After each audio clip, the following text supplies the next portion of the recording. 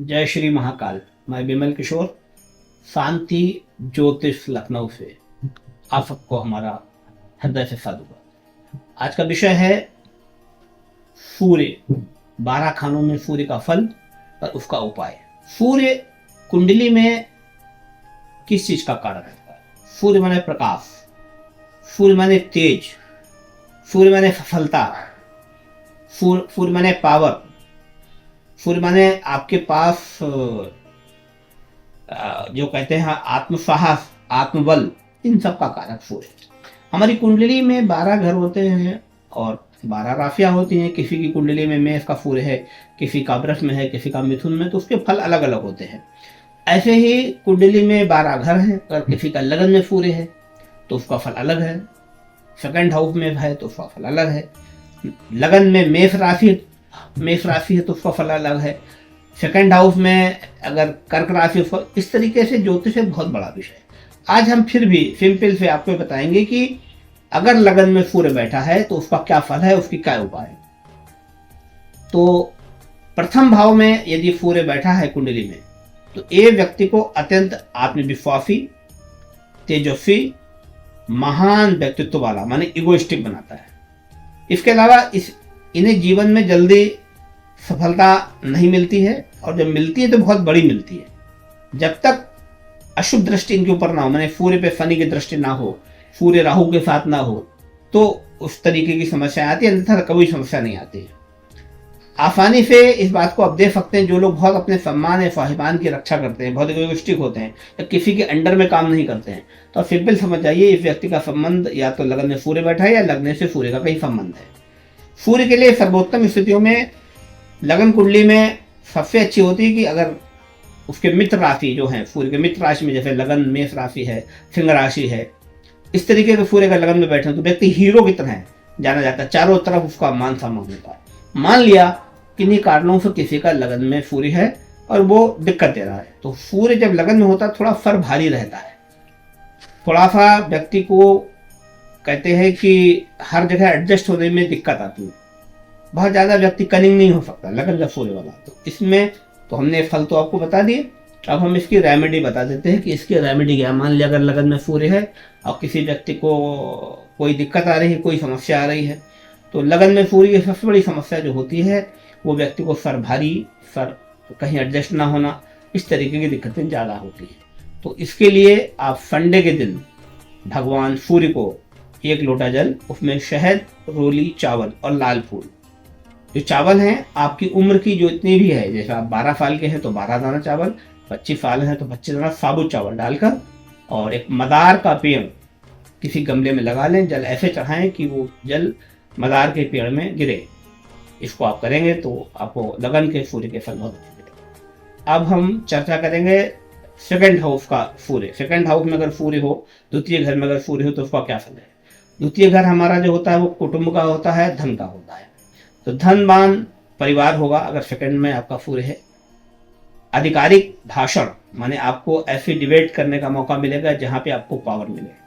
सरकार से संबंधित और राजनीति से संबंधित अच्छा होता है, खासकर जब यदि आप राजनीतिक परिवार से जुड़े हो या कोई आपका मित्र राजनीतिक परिवार से संबंधित हो, इसका फल बहुत अच्छा होता है सेकंड हाउस में। ये कह सकते हैं कि अगर सेकंड हाउस में सूर्य है तो धन 24 साल की उम्र के बाद आएगा, जल्दी नहीं आएगा।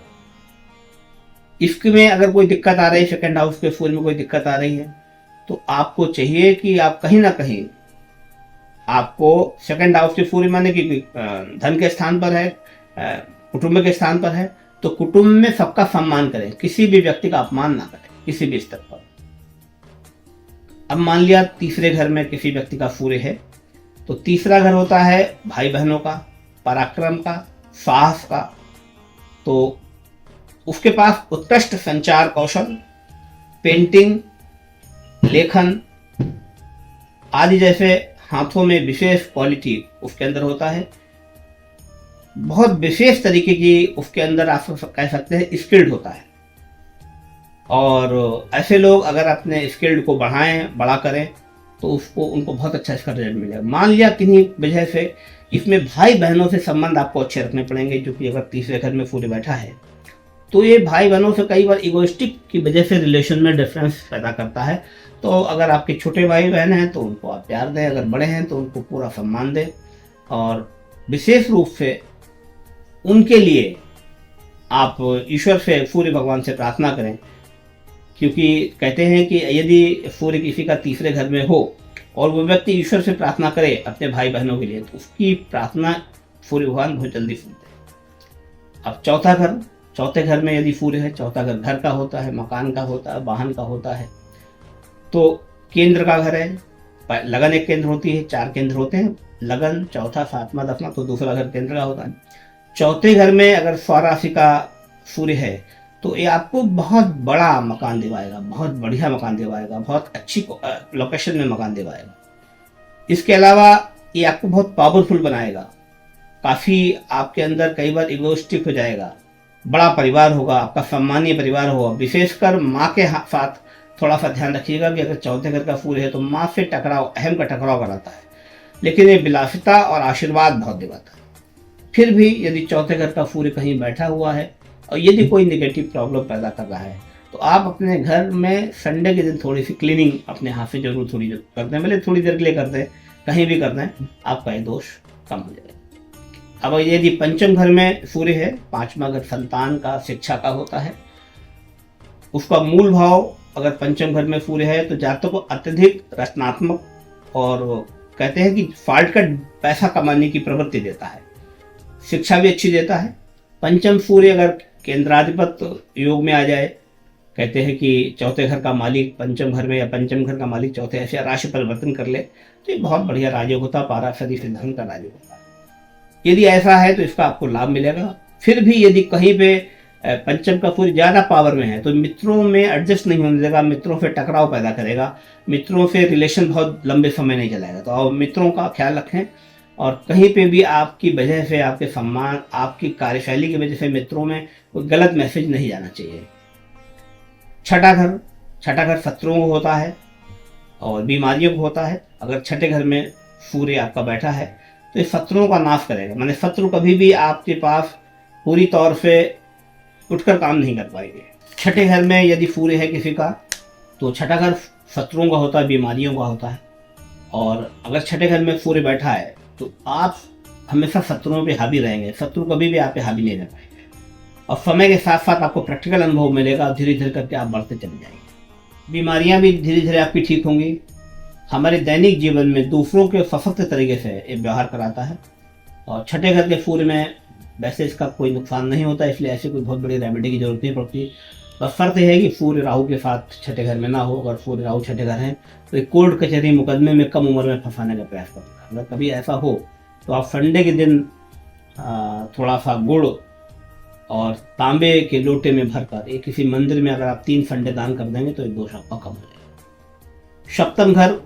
सप्तम घर एक काल पुरुष की जो कुंडली है, लगन कुंडली है, उसमें इसका विशेष महत्व होता है। ध्यान रखिए, क्योंकि सप्तम घर साझेदारी का, फैमिली लाइफ का, स्पाउस हाउस का होता है। तो इसमें देखना होगा कि आपका बहुत इगोइस्टिक समय ना हो, क्योंकि पत्नी से संबंध को मेंटेन करना, वहाँ पे ईगो नहीं होनी चाहिए, वहाँ पे किसी भी तरीके का आपस की ईगो नहीं होनी चाहिए। तो इसलिए आपको ध्यान रखना पड़ेगा कि सप्तम घर में अगर सूर्य है तो आपको कंप्रोमाइज ज़्यादा करना है, बहुत ज़्यादा अपनी जो है वो पावर मत दिखाइए सप्तम घर में अपनी पत्नी को। और साझेदारी व्यवसाय, विवाह में थोड़ी वो समस्याएं पैदा करेगा। पार्टनरशिप जहाँ तक हो सके अवॉइड करिए। अगर सप्तम में सूर्य आपका है, पार्टनरशिप बहुत लंबी नहीं चलती है। सकारात्मक पक्ष में यदि हम देखें तो लगन पे दृष्टि डालता है। लगन पे दृष्टि पड़ने से ये आपको कॉन्फिडेंस देगा, आत्मविश्वास देगा, और बहुत ही रिचेस्ट आपको बनने की प्रेरणा देगा कि आप बहुत काबिल बने, दुनिया में आप बहुत मेहनत करने वाले हैं, क्योंकि लगन पे बैठा हुआ सूर्य ये बहुत इस मामले में अच्छा होता है।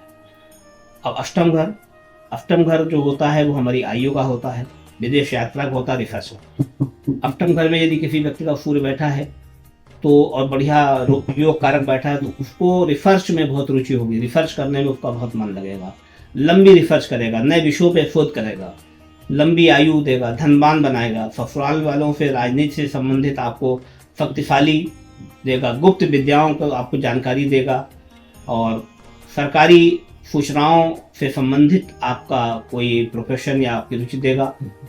इसके अलावा अकल्ट साइंस में, गुप्त विद्याओं में आसानी से आप रिसर्च कर पाएंगे, ज्योतिष बहुत अच्छा कर पाएंगे अगर अष्टम आपका जो है वो सूर्य है।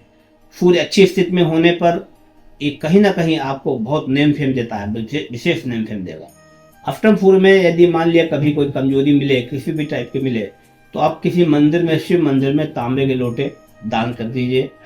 3 या 3 नंबर का सूर्य बैठा है तो 3, 5 नंबर का सूर्य बैठा अष्टम घर में तो 5, या 1 नंबर का बैठा तो वहाँ पे जो भी राशि है, अगर आपको जानकारी कोई जानकारी नहीं है, आप सिंपली एक तांबे का लोटा किसी शिव मंदिर में संडे के दिन दान कर दीजिए। अब हम आते हैं नवे घर पर। नवा घर जो होता है ये भाग्य का होता है, धर्म का होता है।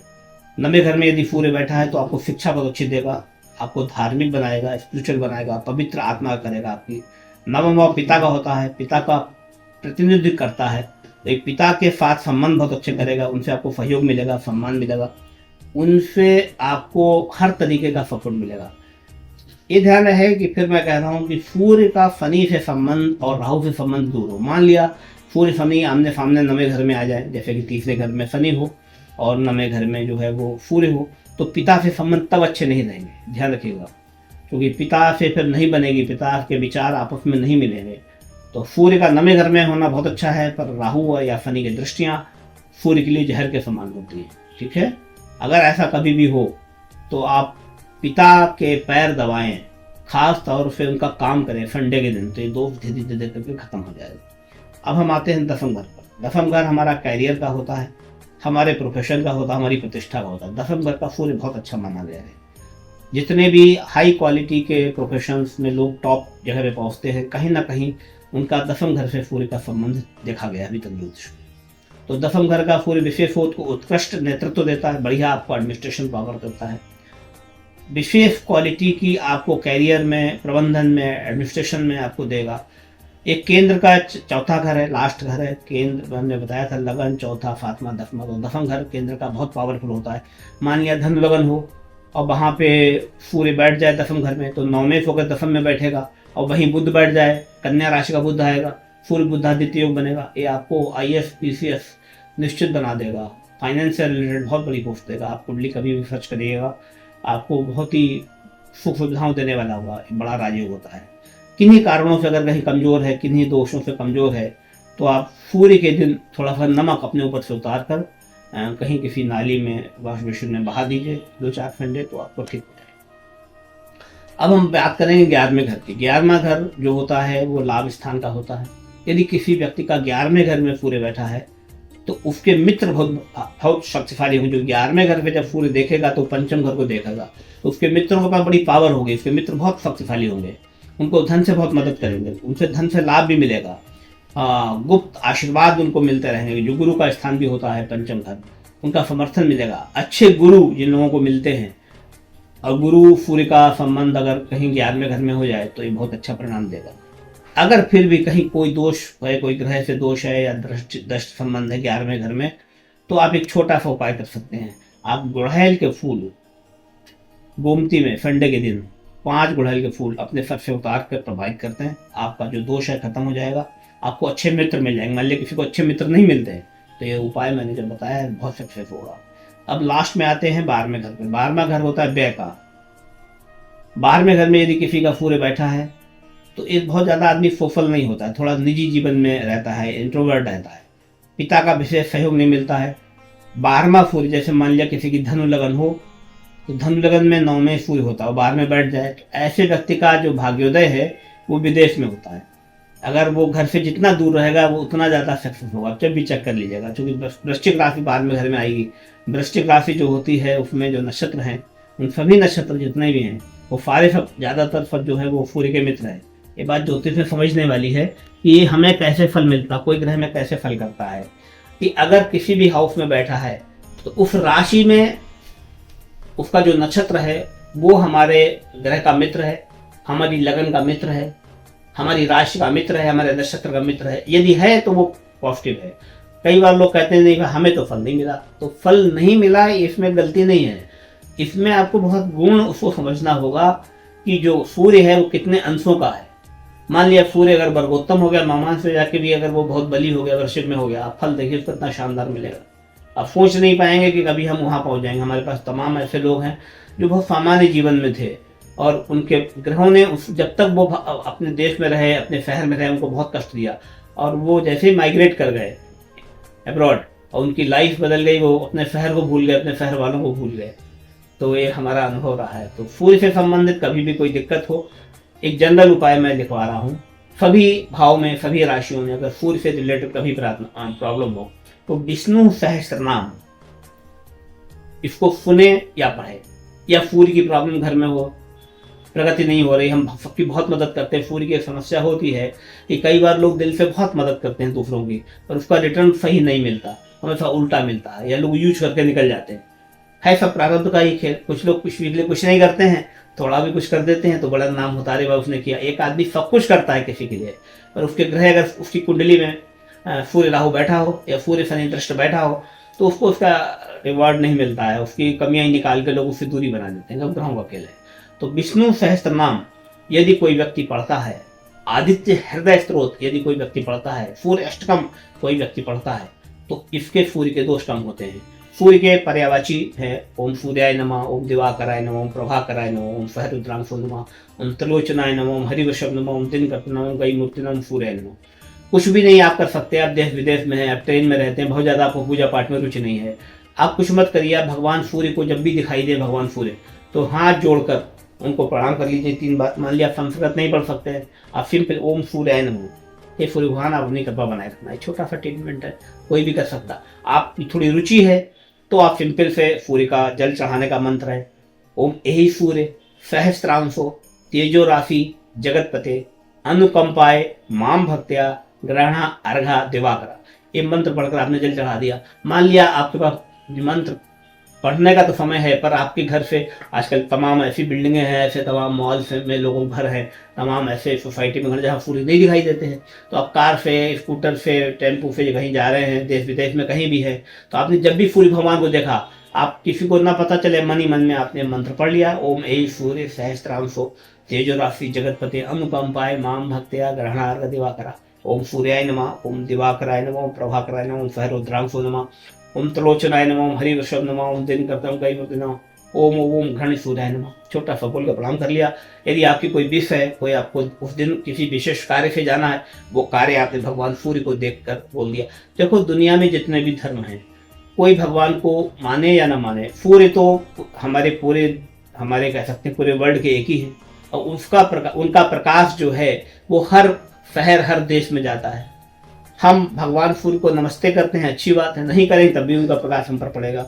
यदि हम कनेक्ट होंगे तो हमारी प्राण ऊर्जा बढ़ जाएगी, हमारी प्राण ऊर्जा बढ़ जाएगी तो निश्चित है हमारे शरीर में उस ऊर्जा को गैस्पिंग करने की पावर बढ़ेगी, हमारी बल बुद्धि विद्या बढ़ेगी।